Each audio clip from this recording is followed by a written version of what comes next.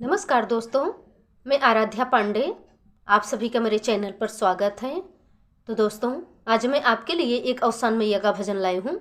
आशा करती हूँ कि आपको ज़रूर पसंद आएगा। तो आइए सुनते हैं।